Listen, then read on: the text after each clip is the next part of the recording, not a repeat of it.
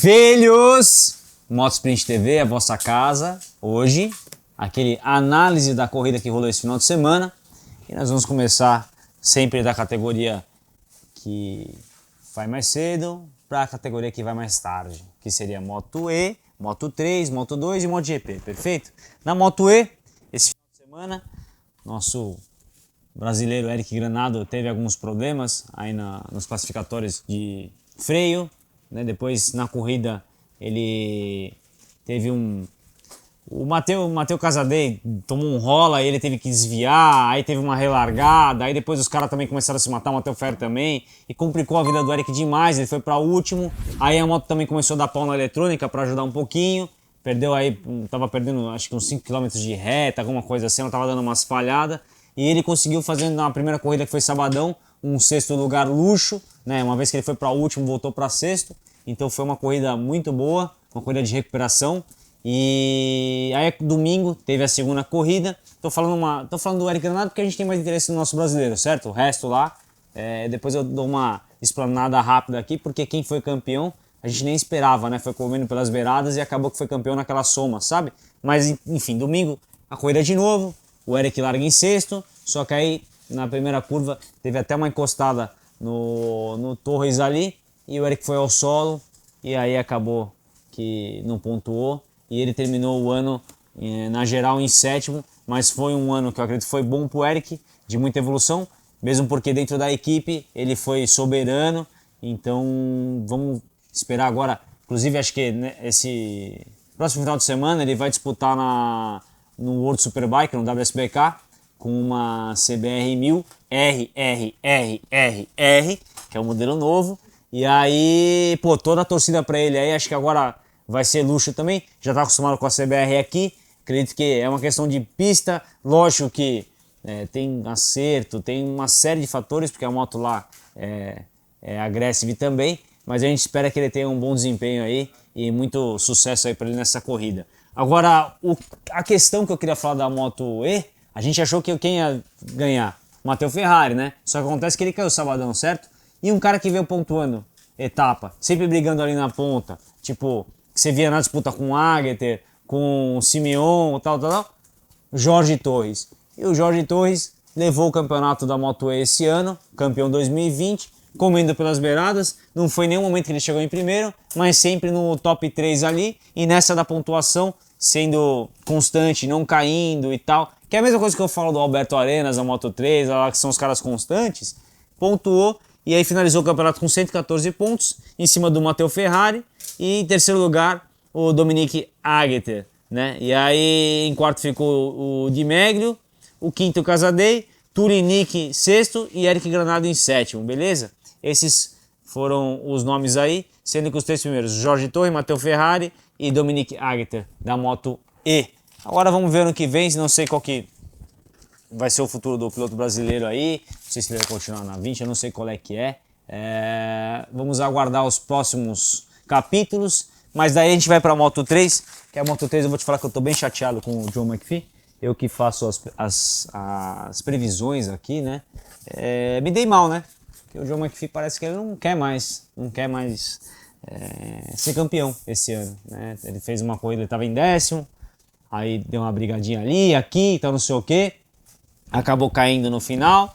Você tinha um Derry Binder também forte na corrida, mas aí a moto deu pane elétrico, eu ia falar pênis elétrico, mas foi pane elétrico.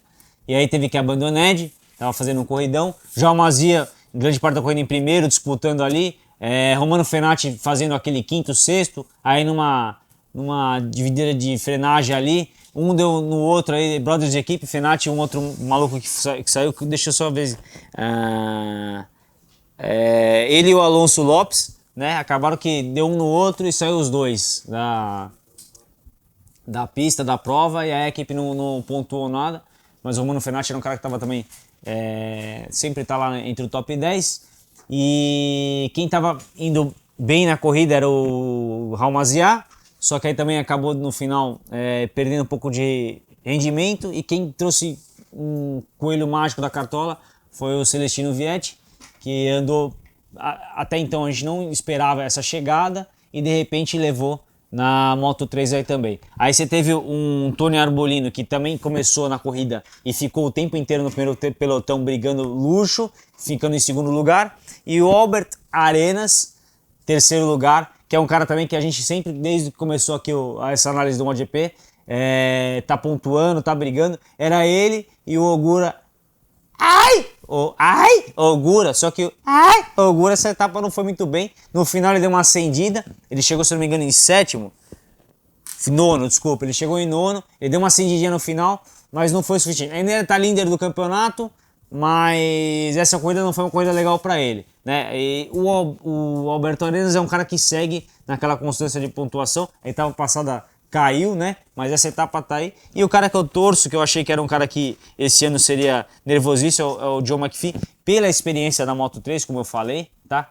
Não é que eu torço que eu conheço ele faz tempo, não, porque pela experiência, eu lembro desse nome, tá lá faz um tempo, então eu achei que era um cara que ia se destacar, e aí de repente tá jogando o campeonato no lixo. Bom, vamos na classificação geral dessa corrida insana, e aí o Tatsuki Suzuki também tomou um esfrega lá, caiu, acabou que era um cara que a gente até comentou nele no começo. Aqui embaixo tem as outras análises que a gente faz, e de repente também se perdeu no meio do campeonato aí. Bom, classificação geral da Moto 3, temos Albert Arenas com 135 pontos, Ai Ogura 129, diferença de 6 pontos é nada, até mesmo o Celestino Vietti também 119 pontos, muito pouco. Aí temos Tony Arbolino com 115 e aí o John McPhee com 98 e Raul Maziar com 83. John McPhee já 98, já fica um pouco mais distante. A gente ainda tem algumas etapas aí, tem mais 5 etapas. Acabou de debitar aqui da minha conta alguma coisinha, não tem problema nenhum. Pode ser um sem parar, essas coisas assim. Todo dia tem algum débito que acontece na minha conta, eu não aguento mais isso. E aí, mais 5 etapas aí. Vamos ver, mas do jeito que o Messi está andando, eu acho que talvez ele está entregando o campeonato dele. E aí a gente tem uma briga luxo aí entre os 4 aí. E vamos acompanhar até o final. Você acredita que o quê? Alberto Arenas ou Ogura? Não fala nada, deixa pro próximo episódio, porque a gente já cansou aqui de fazer previsão e não dá certo. Certo? Bom, vamos para o Moto 2. Moto 2, você percebe que o Jorge Martin mais uma vez levou um esfrega. Agora, putz, Luca Marini no sabadão tomou um rola nervoso, mandou um duplo escapado, caiu no chão com a bacia, e aí ele ficou com algumas dores aí. Eu acho que até isso comprometeu um pouco a corrida dele do domingo, né? Porque é um cara que tá sempre brigando na ponta lá. Essa ele já tava brigando lá para baixo, mas a grande vontade dele era participar, porque ele precisava pontuar, somar, uma vez que ele tá na liderança do campeonato. Quem tava fazendo um corridão no domingão foi o Jake Dixon, que tava forte, tal, emocionado, feliz, aí forçou um pouco na frenagem, e aí acabou que lost the front, e São Luís assumiu a ponta e foi com ela até o fim. São Luís também fez um corridaço esse final de semana, e aí depois que ele assumiu, já era, ninguém pegou, e ele chegou em primeiro. Bom, outro cara que apareceu nessa corrida foi o Remy Gardner, que é um cara que eu já falei, o australiano lá. Ele acabou no meio do decorrer se perdendo um pouquinho. Nessa corrida apareceu de novo, por quê? Porque piso molhado, aí tem muita gente que fala assim, é na hora que você vê o talento do piloto, porque daí não tem muita eletrônica e tal. Realmente, o talento se destaca, mas não é só isso. Tem cara que consegue uma pilotagem luxo na chuva, não porque igualou, mas porque o cara consegue ter uma aptidão para pilotar na chuva. Então tem cara que vai bem na chuva, às vezes, porque se fosse assim, equipamento, vamos falar o seguinte, que depois a gente vai falar do MotoGP, que é um outro cara que eu sempre falei que na chuva anda pra caramba, que é o Petrux, que ganhou essa corrida, certo? Mas o que você vai falar? Que o cara não tem equipamento, aí na chuva ele se destacou porque igualou todo mundo? Não, ele tá na Ducati oficial, ele tem um equipamento top. Então assim, não é que ele se destacou pelo tamanho e a Ducati ficou ruim, não, é que o cara sabe andar na chuva. Então eu acho que é muito mais saber andar na chuva do que o equipamento em si que fica igualado. Entendeu? Essa é uma opinião que eu tenho, porque tem cara que faz o treino constante na chuva. Tem o cara que vai fazer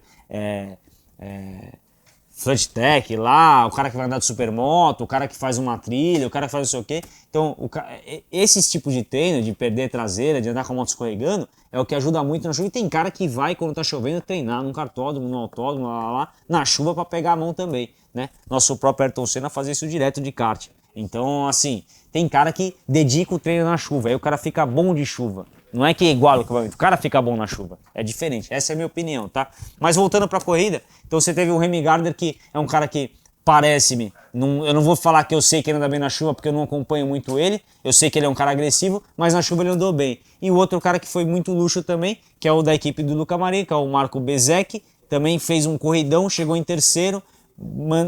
Eles sempre são os caras que andam junto, né? Mas eu acho que nessa corrida, por dores e por uma questão cerebral, o Luca Marini resolveu pontuar. Um outro cara que tá brigando aí era o Enea Bastianini, mas aí chegou em 11º. Teve até um momento que ele briga um pouco com o Joey Roberts também, mas daí o Joey Roberts se destacou, foi um pouco mais. Mas o Enea Bastianini, que é um cara que tá brigando no campeonato, chegou em 11º. Então nessa da chegada, ficou meio que embolado, mas ficou ainda bom pro Luca Marini, entendeu? Então a corrida da Moto2 foi São Luís, que andou demais na chuva, certo? Seguido por Remy Gardner, que andou também muito, e Marco Bezzecchi também, que andou demais e fez a lição de casa, né? No classificatório geral, a gente tem o seguinte: Luca Marini ele, com 150 pontos, o Enea Bastianini com 135, o Marco Bezzecchi com 130 e o São Luís com 129. Aí vem o Jorge Martin com 79, mas eu acho que daí já esquece, o Jorge Martin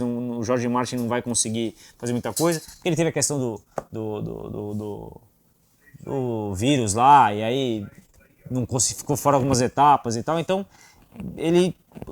esse ano para ele já era. Então a disputa ainda continua entre os quatro, desde o São Luís até o Luca Marini. Tem mais 5 etapas, vamos ver o que acontece. Eu ainda boto fé no Luca Marini. É só ele não se emocionar e aí dá tudo certo, porque ele tem condição e talento para. Perfeito? E vamos para a MotoGP. MotoGP que esse final de semana foi diferente mais uma vez, né? Porque a chuva, ela mostra os caras que gostam de andar na chuva. Não é que iguala os pilotos, na minha opinião. Perfeito? Muito bem. E aí nós tivemos o Valentino Rossi caindo mais uma vez logo no começo.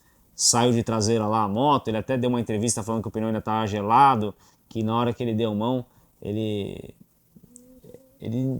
não esperava aquela saída, mas enfim, é um ano que está sendo ruim para o Valentino, né? Porque em uma etapa a gente até achou que agora vai, e de repente não foi, né? Ele perdeu, forçou na frenagem lá na etapa retrasada, e assim vai, e essa etapa caiu de novo, então é um ano aí que o Valentino não está encaixando, e ele mesmo em alguns momentos deu elogio para a moto, mas aí até aí, acho que às vezes não sei se é cabeça, é complicado falar do Rossi em si, né? Mas um cara que anda demais na chuva e demonstrou isso é o Petrucci, que eu já falei. Quem que anda na chuva muito, os caras que eu acho? Você tem lá Mark Marques, que não está correndo, Cal Crutchlow, que é um cara que anda muito bem na chuva, mas essa foi médio, Petrucci, que anda demais, eu sempre falei disso, Petrucci anda demais, o próprio Rossi, certo? Deixa eu ver se eu me lembro de mais alguém que anda na chuva. Aí vocês vão falar, Jack Miller anda na chuva, o outro Nakagami andou bem na chuva, tem vários que andaram bem na chuva, mas lembrando já de outras etapas que a gente acompanha há algum tempo, eu sempre vi o Petrucci andar muito bem na chuva, mesmo antes da chegada do Marques, da chegada do Miller, da chegada dessa nova geração aí, né? Então o Petrucci é um cara que se destaca. Agora, um cara que fez um corridaço esse final de semana, que pra mim, tanto o Petrucci, que merece pelo que chegou em primeiro, mas a melhor corrida ainda eu acho foi do Alex Marques, que, meu Deus, saiu de 18º e chegou em segundo, pô. Então assim, você vê que o moleque tem um talento pra chuva nervoso, e aí eu tenho que tirar o chapéu mesmo pra ele, porque o que ele fez essa corrida aí foi impressionante. Andou demais, colocou a Honda em segundo e foi um corridão dele, né? O próprio Rins também estava fazendo uma corrida boa, só que aí perdeu a frente lá e foi. O Mir também estava fazendo uma corrida, o Miller fez um corridão. Então assim, na chuva, aí tem que ter um pouco de cérebro e domínio da máquina, né? E aí nisso, Petrucci e o Alex Marques fizeram com sabedoria. Chegando na sequência, o Pol Espargaró também fez um corridão, foi um cara que também foi bem centrado.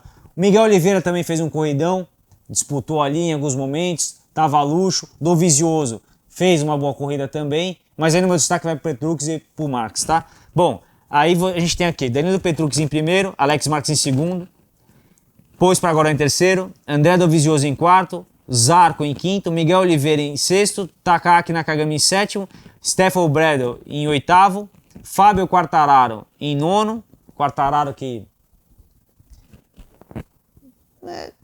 eu não sei se falar se fez um corridão, mas ele teve um momento que ele briga lá com o Viales, aí o Mir também brigou um pouquinho com eles, de uma hora o Mir passou, depois aí perdeu de novo, lá. Então o Quartararo fez uma corrida, vamos dizer, de pontuar, né? Não cair já é bom. Então fez uma corrida boa.